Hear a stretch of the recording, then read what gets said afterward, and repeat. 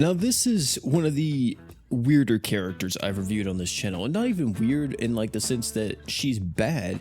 It's just she has the potential to be so good, but she just kind of isn't. If you don't know who I'm talking about Evil Pola, of course, which we're going to be showing off in today's video. Huge shout out to my man Mar for allowing me to do this showcase. He came through with his Evil Pola, and without him, this showcase wouldn't have been possible. One of the reasons why I say Evil Pola is kind of like, is she has everything that a meta character would have, except it's all tied to poisoning. As you see on the skill, you're able to give 60 art gauge to your entire team only if the entire team is poisoned. With the art, you increase stats, and you also give damage res to the entire team if the enemy is poisoned. True art archgens for you and lowers poison res. This is actually type F, so it won't stack with any other type F archers. The super art gives you a pretty sizable physical damage buff while also having a 100% chance to poison the enemy, and this does deal some pretty decent damage as well. I mean, the modifier isn't too high, but it is pretty sizable. Like, look at that. Everything in the kit seems really strong. If you didn't have to do all this stuff around poison, this kit would damn near be super meta. I guess the benefit is that at least her passive scales off of the poison, since she does give herself more damage and break power against poison enemies. The break power is really whatever, but the damage is extremely nice. Another thing to mention too is that her slots, well, they are okay. For best in slot here, her true equip is pretty solid just because it does give you that passive arch gen to herself. But if you don't want to use that, you could use stuff like Choose and Nagi or any other good burst arch gen item and sustain. In nuking situations, it's the usual, either lowering some type of resistance, buffing up your damage and art gauge, or just helping out your team in some way. For the 5-star heal, I'm going to be going Fina Devil Wings here, but if you don't have Fina Devil Wings, you could also go Demonic Wicked Globe or just any other solid heal option. For the 4-star defense, Dola armor is pretty solid just for a regular attack buff to the entire team. But if you don't care about the attack buff, then literally just use anything that's going to help you fight the boss you're currently fighting. And then finally, we get to the crest slots here, which the crest slots are, it's pretty standard. Just attack up and art gauge up. That's about it for this one. Now, of course, with the amount of poisons and everything she has the potential to be extremely strong. It's one of the hardest fights in the game in Grand Summoners, which is against Uga. Uga is currently the new story boss in the game, and he's definitely quite a challenge if you don't have the units necessary to counter all the damage he's throwing at you. Not only just that, in order to really deal damage to him, you have to poison him, which means that Evil Pola is one of the best units to use up against this man. And this is exactly what me and Mar did. And the team that we used was this team right here. We got the Kirisame, the Shiro Emiya, Evil Pola, and War God Finn. Of course, this team is just mainly set up to counter this boss specifically, and it really wouldn't be the ideal team that I would always put Evil Pola on. Like, of course, Evil Pola being on a team with Earth units isn't bad though. Like War God Finn, Sagiri, Aruto, pretty solid setup right there. Or, you know, using Evil Eye instead of Sagiri, that would also be extremely good. There's lots of different teams that she can fit on, and she doesn't really have to be on any specific team. Now, one thing that she does have to keep in mind though is if she can poison or if she can't. As mentioned before, the main mechanic in this fight is having to poison Uga, so thankfully she's able to do that no problem whatsoever. And whenever she poisons, she actually does a lot of damage. Kind of brings into the next point of view, which is how you actually play Evil Pola. If you really want to play Evil Pola to like the best degree, you either need to use some type of poison equip either on her or use a poison equip on another unit. And the reason why I say that is because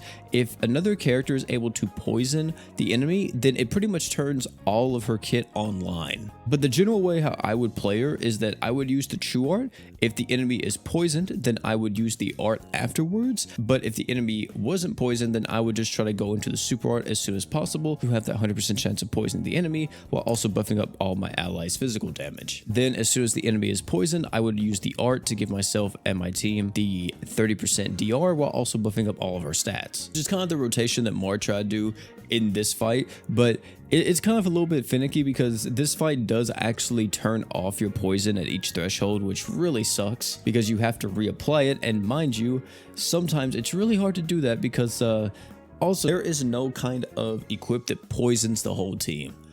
That would be insane. The only equip that's in the game that can poison something or poison herself would be like Relic Mav, but you really don't want to use Relic Mav for that 5-star physical slot. But if we had an AoE poison equip, like how we have an AoE burn equip, good lord, that would have so much synergy here with Pola's skill, and it would help out so much just giving her art gauge and giving the rest of the team art shin. Talking about Evil Pola actually being good though, she has a lot of stuff going for her. Like I said before, she has the type F art shin, DR when the enemy is poisoned, really solid physical damage buff on that super art. Of course, you do have to be at max HP, but that's not really too big of a problem considering she is on mono earth. And another thing is too is that her poison actually lasts for quite a long time. It's even if a boss has like 50% poison res, he'll still be on them for a bit compared to like only having like 10 or 15 seconds for the poison to last. 30 seconds is a lot of leeway. That's it. That's it for the positives here.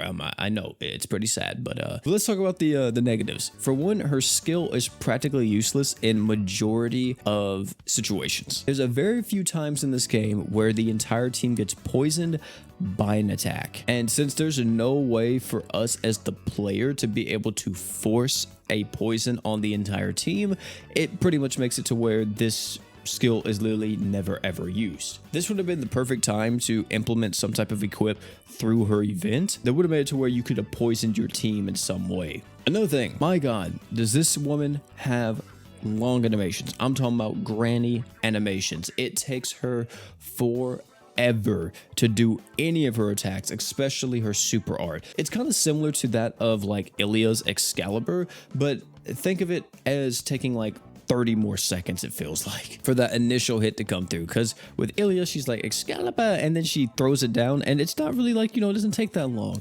But Pola, it takes so long for it to come out. And then the final thing that I just want to mention here is poison. The fact that this unit needs to poison as much as she does is ridiculous. This kit would be so good if it wasn't reliant on poison. And I know they wanted to do something different, and I know that making a character that is just like every other character in the game is kind of boring, and you know, it just makes it to where they play the same. But good golly, if this unit just didn't have these poison requirements, she would be actually pretty freaking good. Like one of the best characters in the game, I would say. Like easily probably like high S tier in terms of characters, but because she relies so much on poison, she's kind of in the low tier of Ascendant characters because stats effects freaking suck. Which I really hope this does change in GS. I've been saying this for a while, but like at this point, man, stats effects should be able to just like run rampant, and you should be able to do whatever you want to with them. I know we have certain equips like Karama Whip and everything that's able to like stack DR with other damage res sources because it's a conditional effect, but having so many bosses that are just resistant to all these different elements sucks because it hurts units, and it makes it to where it limits the amount of creativity they have when it comes to making these units kits, because they have to just kind of make them as, okay, they're just good all the time and they're not reliant on any type of stats effect or whatever else. I would love to see a meta where stats effects become extremely prevalent and bosses just aren't as resistant to them anymore, because I think that would change the game. It really would. It would make these types of characters so much better. And one thing that isn't resistible though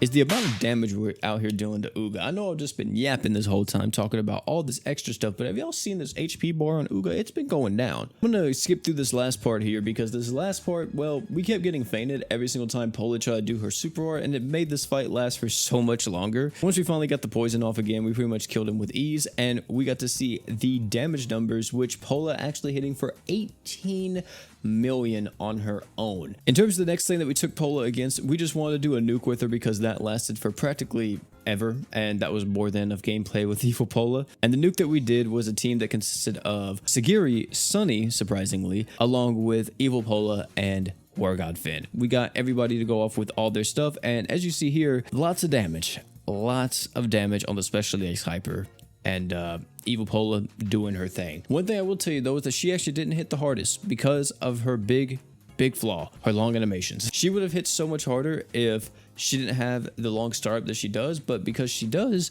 Sagiri practically dealt all the damage, and Pola caught up at the very end, but at that point, the boss is already dead. So yeah, that was Evil Pola in action.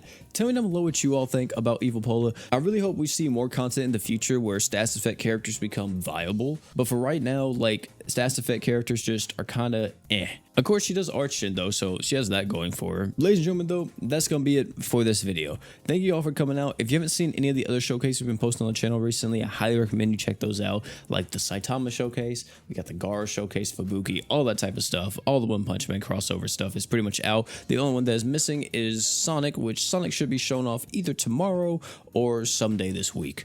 Oh, but one more thing before you go check out those videos, don't forget to drink water.